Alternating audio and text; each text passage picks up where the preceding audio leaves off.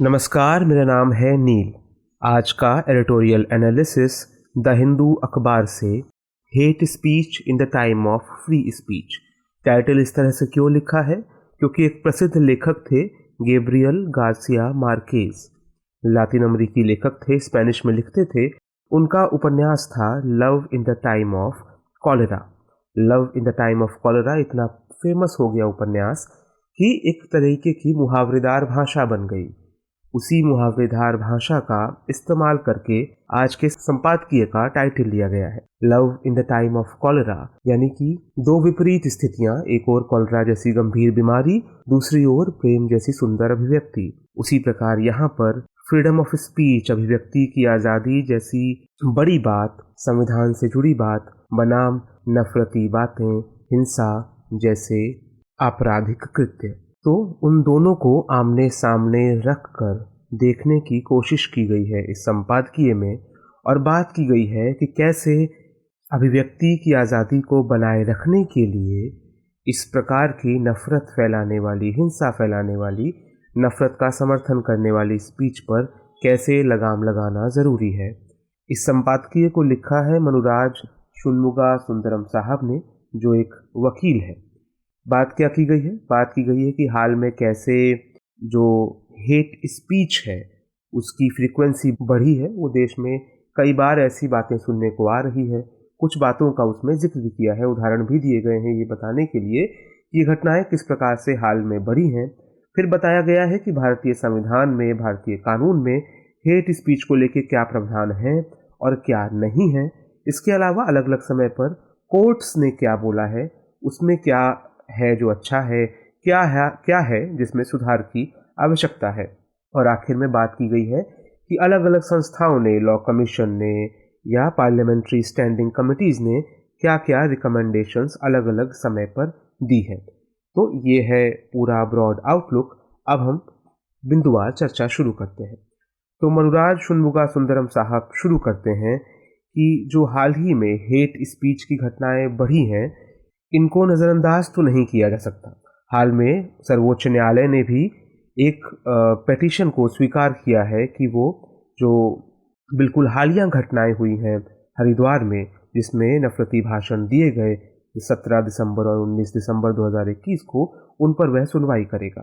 तो इसके बाद संपादकीय कहता है कि जो अभी कानून है हेट स्पीच से निपटने के लिए, वो बड़े कमज़ोर साबित हुए हैं और कभी कभार तो लगता है कि वो कानून उतने हैं ही नहीं जितने कानूनों की, जिस तरह के कानूनों की आवश्यकता है। हम देखेंगे कि संपादकीय ऐसा क्यों कह रहा है। तो पहली बात क्या कही कि एक तो घटनाओं में इजाफा हुआ है। दूसरी बात क्या कही, कानून बेहद कम है और साफ साफ या मजबूत कानून अनुपस्थित है। और तीसरा संपादकीय कहता है कि हमें डिस्कॉर्डेंट जुडिशियल आउटकम मिलते हैं ऐसे केसेस में। डिस्कॉर्डेंट जुडिशियल आउटकम मतलब अंतर विरोधी बातें अलग अलग जजमेंट्स में, सुप्रीम कोर्ट और हाई कोर्ट के जजमेंट्स में कही गई हैं। तो ये तीन बातें हैं। इन तीन बातों को आधार बनाकर ये संपादकीय कहता है कि अब समय आ गया है कि कानूनी सुधार द्वारा इन तीनों समस्याओं को सुलझा लिया जाए। तो आप तीन बातें नोट कर सकते हैं कि हेट स्पीच पर कानूनों की आवश्यकता क्यों है। पहले, इसके मामले बढ़े हैं। दूसरे, जो कानून है या तो वो लचर साबित हुए हैं या फिर कई तरह के कानूनों की कमी है। हम देखेंगे आगे कैसे, बट इतना आप नोट कर सकते हैं अभी। और तीसरा बिंदु ये कि जो जजमेंट्स हैं, जो सुप्रीम कोर्ट, हाई कोर्ट द्वारा आदेश पारित किए गए हैं, वो कई सारे आदेश एक दूसरे के साथ ही अंतर विरोधी दिखते हैं। हम ये भी देखेंगे कि हम ऐसा क्यों कह रहे हैं, संपादकीय ऐसा क्यों कह रहा है। लेकिन ये तीनों बातें कम से कम ये आधार तो देती हैं कि इस क्षेत्र में, हेट क्राइम के क्षेत्र में, कानूनी सुधारों की आवश्यकता है। अब आगे बढ़ते हैं। तो देखिए, हेट स्पीच जो शब्द है, जो युग्म है, इसको ना तो भारतीय कानून में परिभाषित किया गया है, ना संविधान में इसकी कहीं परिभाषा है। इसकी परिभाषा इसलिए भी नहीं है क्योंकि ये युग्म जो है, ये पेयर ऑफ दो वर्ड्स का जो युग्म है हेट स्पीच, ये बड़े सारे रूप अख्तियार कर लेता है। इसकी एक स्टैंडर्ड भाषा मुश्किल है। लेकिन फिर भी सुप्रीम कोर्ट ने प्रवासी भलाई संगठन बनाम यूनियन ऑफ इंडिया केस 2014 में एक परिभाषा दी है, एक डेफिनेशन दी है। इस डेफिनेशन को हम थोड़ा समझ सकते हैं। परिभाषा क्या है? हेट स्पीच कोई भी ऐसी स्पीच है, कोई भी ऐसा एक्सप्रेशन है, कोई भी ऐसा उवाच है जिसके द्वारा हाशिए पर ढकेला जाता है कुछ लोगों को या एक समूह को। क्यों? ताकि बहुसंख्या या बहुसंख्यकों के बीच उस समुदाय, उस व्यक्ति या उस अल्पसंख्यक समुदाय को हाशिए पर ढकेला जा सके समाज के अंदर ही। तो ये देखेंगे कि ये परिभाषा भी बहुत साफ नहीं है, लेकिन फिर भी इससे हमें दो बातें पता चलती हैं कि एक तो कि ये भारतीय संविधान में कहीं भी डिस्क्राइब नहीं है, भारतीय संविधान में भी नहीं है, और किसी भी penal code, IPC, CrPC, criminal procedure code, Indian penal code, किन्हीं दंड विधानों के अंदर भी इस शब्द को लेकर कोई क्लैरिटी नहीं है, इसकी परिभाषा नहीं है। ये बात हमने जान ली। ये परिभाषा बहुत महत्वपूर्ण नहीं है, फिर भी आप नोट कर सकते हैं अपने शब्दों में कि सुप्रीम कोर्ट ने किस प्रकार से इसको डिफाइन किया है, किस प्रकार से इसको परिभाषित किया है। फिर आगे बढ़ते हैं। अब हम जानेंगे 4 महत्वपूर्ण कानून जो सीधे सीधे हेट स्पीच से ताल्लुक तो नहीं रखते, लेकिन जब भी हेट स्पीच की घटनाएं होती हैं इन्हीं कानूनों का इस्तेमाल किया जाता है। यानी कि अभी के समय कानून की स्थिति क्या है उसको हम जानेंगे। उसके लिए हम 4 कानून जानेंगे और इसके अलावा हम सुप्रीम कोर्ट या हाई कोर्ट के कुछ डिसीजंस, कुछ आदेश जो उनके द्वारा बड़े आदेश आए हैं, हम उनकी चर्चा करेंगे। आप इनको भी नोट कर सकते हैं। देखते हैं क्या है। तो पहले तो आईपीसी में कुछ धाराएं हैं। 4 धाराओं की हमने बात की है। 153A, 153B, धारा 505 और 295A। तो इन धाराओं का जिक्र किया जा सकता है ये बताने के लिए कि किन किन धाराओं द्वारा अभी हेट स्पीच पर काबू पाने की कोशिश होती है। 153A इसलिए है, वो किसी भी ऐसी गतिविधि पर दंड का प्रावधान देती है जिसमें विभिन्न समुदायों के बीच नफरत को बढ़ाने का काम किया जा रहा हो। धारा 153B जो है वो कोई भी ऐसी एक्टिविटी को टारगेट करती है जिससे राष्ट्रीय एकता पर खतरा हो। धारा 505 जो है आईपीसी की, वो ऐसी अफवाहों और समाचारों पर रोक लगाने का काम करती है जिससे कि सामुदायिक जो एकता है उसमें खलल पैदा हो या सामाजिक अशांति पैदा हो। और 295 क्या है? 295A के अंतर्गत किसी भी धार्मिक आस्था के विषय पर अगर इंसल्ट की गई है, अगर धार्मिक भावनाओं को आहत किया गया है जानबूझकर या किसी कुटिल आशय से, तो उसको इस धारा के अंतर्गत क्रिमिनलाइज किया गया है, उसको दंडित किया जाता है। तो ये 4 धाराओं का इस्तेमाल अभी होता है। 153A, 153B, 505 और धारा 295A। ये बातें हमने जान ली। सुप्रीम कोर्ट ने भी साफ बोला है कि इन धाराओं का मुख्य एम जो है वो सांप्रदायिक और अलगाववादी गतिविधियों पर रोक लगाना है, ताकि व्यक्ति की जो डिग्निटी है, उसका अपना सम्मान है और राष्ट्र की एकता है, ये दोनों ही अक्षुण्ण रहे।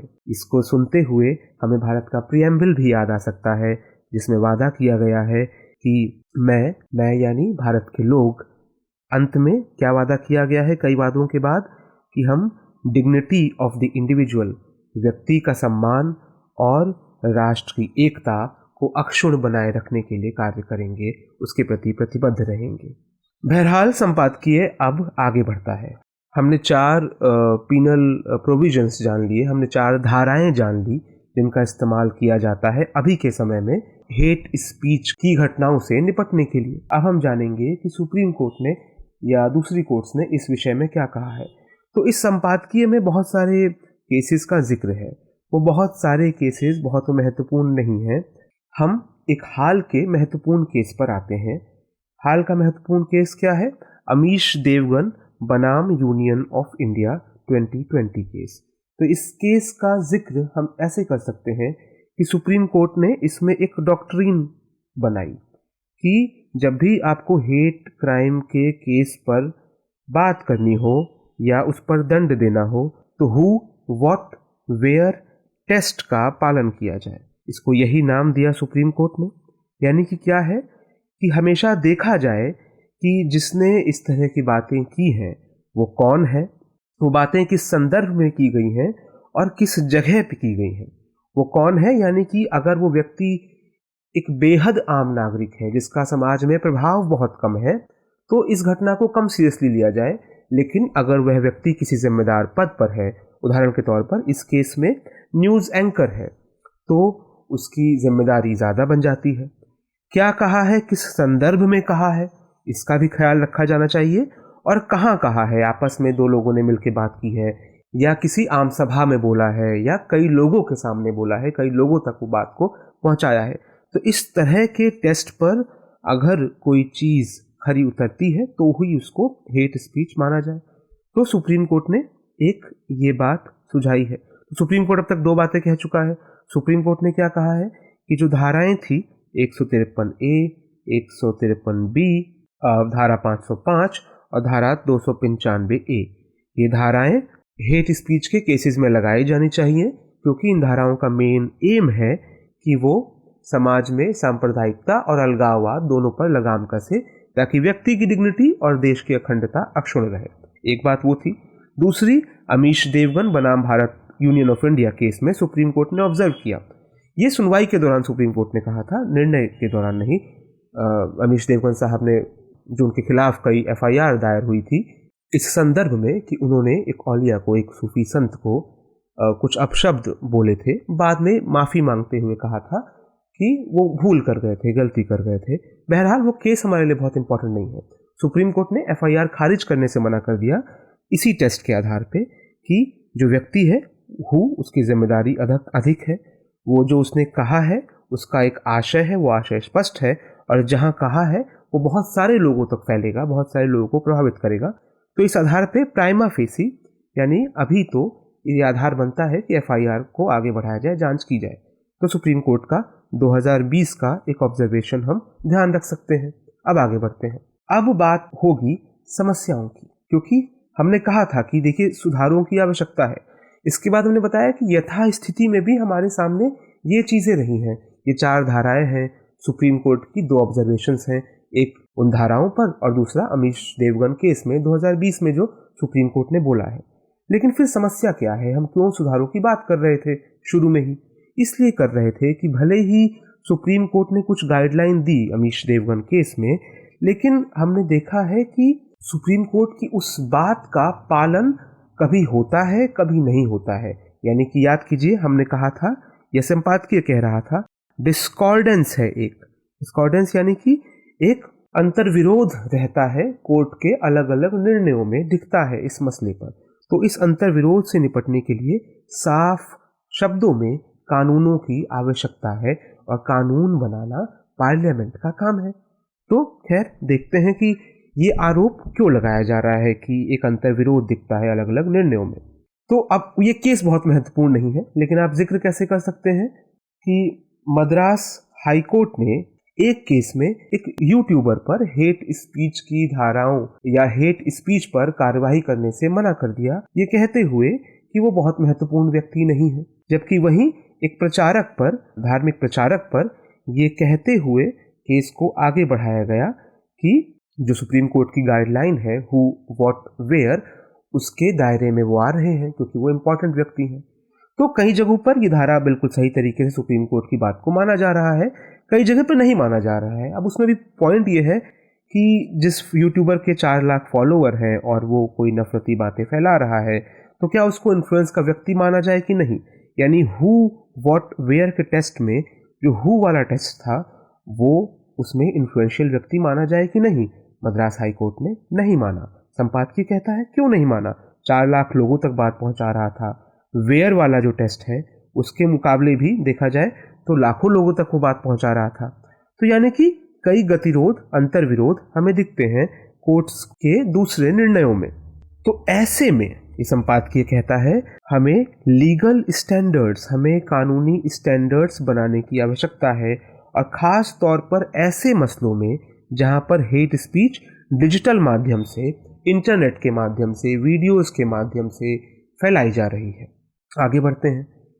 तो ऐसे मामलों के लिए क्या पॉलिसी प्रिस्क्रिप्शंस दिए गए हैं? पॉलिसी प्रिस्क्रिप्शंस यानी जैसी बीमारियों के लिए डॉक्टर दवाएं लिखता है, भारतीय संसदीय परंपरा में ऐसी कई बॉडीज़ हैं जो लगातार इस तरह की रिसर्च का काम कर रही होती हैं। पार्लियामेंट्री स्टैंडिंग कमिटीज़ को हम जानते हैं, जिनका जिक्र हम करेंगे। कहा जाता है कि अधिकतर कानून बनाने का कार्य जो है वो पार्लियामेंट्री स्टैंडिंग कमिटीज़ के पास होता है, क्योंकि संसद में इतनी डिटेल बहस नहीं हो सकती। बिहाइंड द डोर, दरवाजे के पीछे बैठकर ये कमिटीज़ कानूनों पर कार्य करती हैं। इसी प्रकार से हम लॉ कमीशन की रिपोर्ट्स का जिक्र करते रहते हैं। आपने अक्सर नाम सुना होगा, लॉ कमीशन की रिपोर्ट ने ये कहा, लॉ कमीशन की रिपोर्ट ने ये कहा। मन में कभी आता होगा ये लॉ कमीशन क्या है। लॉ कमीशन एक एग्जीक्यूटिव बॉडी है, यानी कि ना तो वो स्टैट्यूटरी बॉडी है, किसी एक्ट के द्वारा नहीं बनाई गई, ना ही जब संविधान में उसका जिक्र है तो वो कॉन्स्टिट्यूशनल बॉडी भी नहीं है। उसको सरकार के एक आदेश द्वारा बनाया जाता है। लॉ मिनिस्ट्री के अंदर कार्य करती है। ये बॉडी 1955 में पहली बनी थी, लास्ट 2018 में बनी थी। अभी सुप्रीम कोर्ट में सरकार ने कहा है कि हमने जो नई लॉ कमीशन है उसको अपॉइंट करने का काम चल रहा है। नया अगर जब बन जाएगा फाइनली तो 22वां लॉ कमीशन वो कहलाएगा। तो वही है लॉ कमीशन। लॉ कमीशन ने अब तक 277 रिपोर्ट्स निकाली हैं। सारी रिपोर्ट्स तो हमें याद नहीं रहेंगी, लेकिन कुछ रिपोर्ट्स का जिक्र हम अक्सर करते रहते हैं, उनके बारे में आप नोट बना सकते हैं। तो 277 में से 267th रिपोर्ट जो है लॉ कमीशन की, उसने एक प्रिस्क्रिप्शन दिया है। हम कह रहे थे ना कि जैसे डॉक्टर दवाइयों की पर्ची लिख के देता है, भारत में कुछ संस्थाएं ये काम करती हैं कि सुधार के लिए किन कानूनों की आवश्यकता है। लॉ कमीशन ने अपनी 267th रिपोर्ट में पर्ची में लिखा है कि 2 नए कानूनों की रचना की जानी चाहिए। कौन से दो नए कानून? 2 नए कानून यानी कि 2 नई दंड संहिताएं जोड़ी जानी चाहिए इंडियन पीनल कोड में। धारा 153C और धारा 505A। ये देखते ही आपको याद आएगा, हमने जो 4 कानून कहे थे उसमें 153A भी था और 505 था और 295A था, लेकिन इसमें सीधे सीधे हेट क्राइम का जिक्र नहीं था।